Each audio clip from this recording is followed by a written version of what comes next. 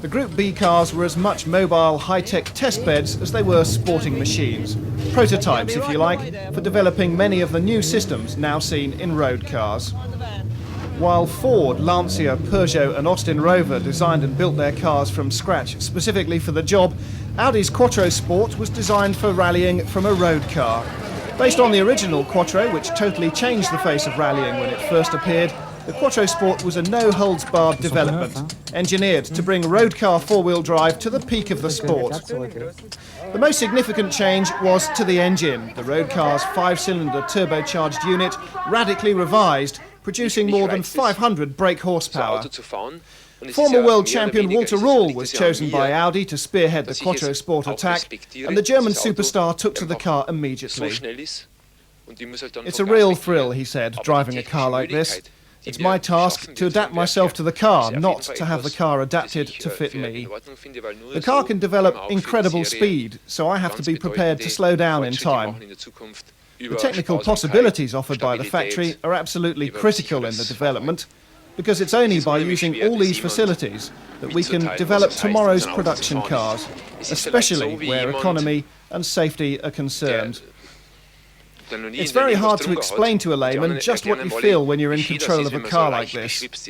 It's like the teetotaler who will never be able to understand what a glorious feeling it can be to get just a little bit drunk.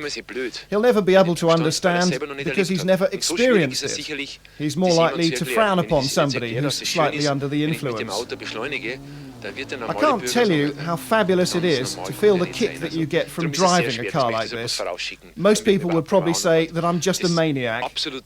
Let's take acceleration as an example. To reach third gear, that's starting in first, through second to third, takes just 2 seconds in this car.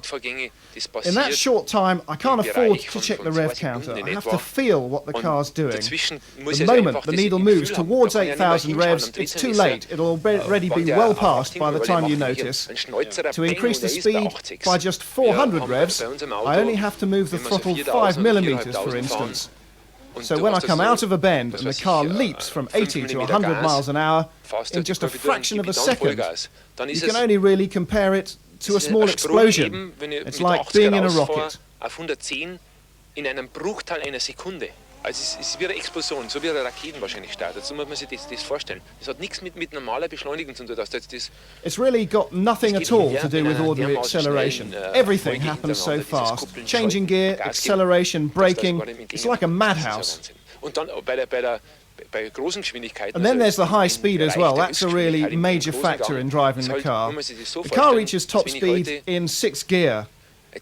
When I'm doing 180 and I push the throttle to go up to 200, then it's just like going from 30 to 40 in an ordinary car.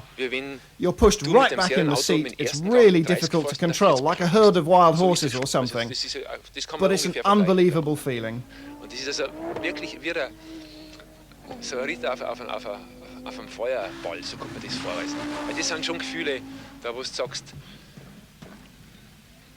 One day, perhaps in 10 or 20 years, the way things are going at the moment, when we all have to drive our cars carefully, one behind the other, as if they're on rails, then people will remember these mad years, and I'll count myself very lucky to have been part of all this madness.